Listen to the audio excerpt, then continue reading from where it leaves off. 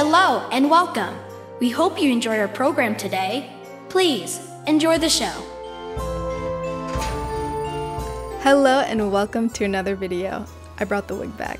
If you are new here, my name is Bree. I am an author and illustrator, and in today's video, I'm going to be showing you how I start my second self-published children's book. This book will be an ode to my favorite obsession, the circus. I'll be showing you my process in creating this book while also doing some fun projects along the way.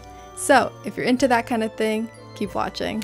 Ever since I was a wee child, I have always loved the circus. I saw my first circus when I was 5, and it changed my life forever. I began an obsession with all things spectacle and theatrical. My passion for puppets and puppeteering, inspired by beloved shows such as The Big Comfy Couch and Sesame Street, truly stirred my soul.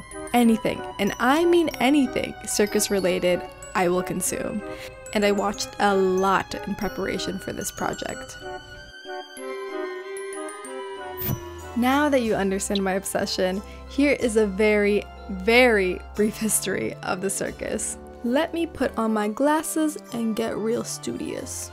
The circus has a rich and diverse history that spans centuries, evolving from ancient traditions to the modern entertainment spectacles we know today.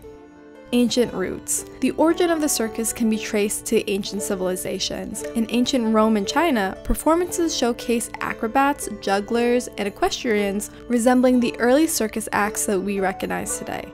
Beyond entertainment, the circus held a significant social role. In ancient Rome, it served to commemorate pivotal events in the empire. For instance, the flooding of colosseums to reenact important naval battles marked an early use of live special effects.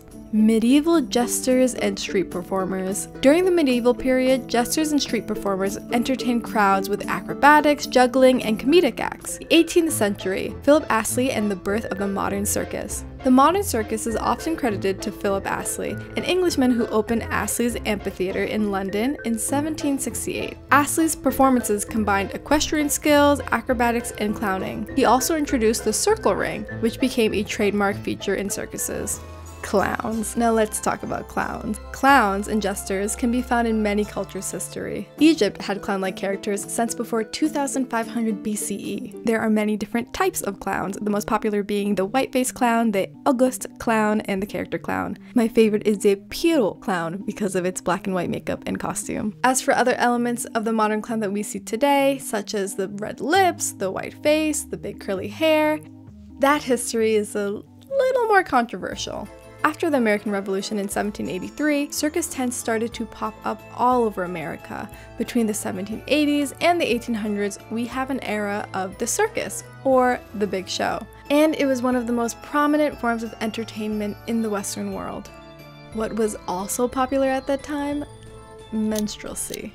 By the mid-1850s, minstrel shows were extremely popular, especially in the rural South, and their performances were very similar to that of the circus. If you would like more information about this topic in particular, I would check out Danity Funk's video about this. It's very interesting. So there are many similarities between the aesthetic of the minstrel costumes and makeup and those of the modern clowns that we know today. Some say that they're completely different, others say that this look is completely derived from racist caricatures. I don't know, I'm kind of inclined to believe the latter, only because of how eerily similar that they look, and given the time period of both of their popularities, I would not be surprised if they influence each other. Like most things that seem very fun and innocent, they usually have a very dark history behind it. Speaking of dark histories, let's talk about animal cruelty. The 19th century. Expansion and popularization. The 19th century witnessed the rapid growth and popularization of the circus. P.T. Barnum, a famous American showman, founded Barnum's American Museum in 1841, showcasing curiosities and live performances. In 1871, Barnum partnered with James Bailey to create Barnum and Bailey's Circus, which eventually became known as the greatest show on earth. The greatest showman on earth. After this era, circuses became known for a mix of different acts such as trapeze artists, magic acts, and animal performances. Now, admittedly, the animals have always been my favorite part of a circus. As I got older, the more that I learned about the actual treatment and living conditions of these animals, and boy, is it very disturbing. I mean, just the method of training these animals and the conditions that they lived in is insane. I won't go into too much detail in this video about it, only because it's very sad.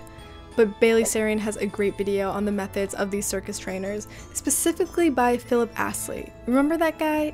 Yeah, he was kind of awful. Now, the circus doesn't just have a history of cruelty towards animals, it also has a history of treating its performers terribly as well. From unsafe working conditions to unfair wages, exploitation, nobody was safe in the circus. Now, at this point, you may be wondering, knowing all of this dark history, why I would want to make an entire children's book dedicated to such a controversial topic. And to be honest, I don't really know why. I think it's mostly because in recent years, there has been such a decline of circus popularity, mostly because of technology and just audiences' taste in entertainment changing. However, we are now seeing a lot of circuses moving towards more ethical performances. I love seeing that many companies today are no longer using animals at all in their acts, and I think that's a really great step forward. But there are so many traditional circus acts that are really beautiful art forms, and I would hate to see that be completely forgotten. So with this new book, I would love to include all of the things that I love about the circus, while also bringing light to some of the things that I don't love so much. Because although it would be easier to just ignore the things that make me uncomfortable, I think it would be more productive to talk about them. I think it's really about being aware of what you're consuming while not treating that awareness as a threat to enjoyment. And I definitely think that there is a way to blend both. And on that note, that concludes our video today. I hope you all learned a lot. I know I did. All of my links and sources will be in the description below if you want to check them out. In my next video, I'm going to be doing some concept art because I am not ready to dive into the narrative yet. I just hate writing, y'all. It's so hard. Thank you so much for watching. If you like this video, don't forget to like this video, subscribe to my channel if you haven't already, follow me on all my socials, and I will see you in the next one. Bye!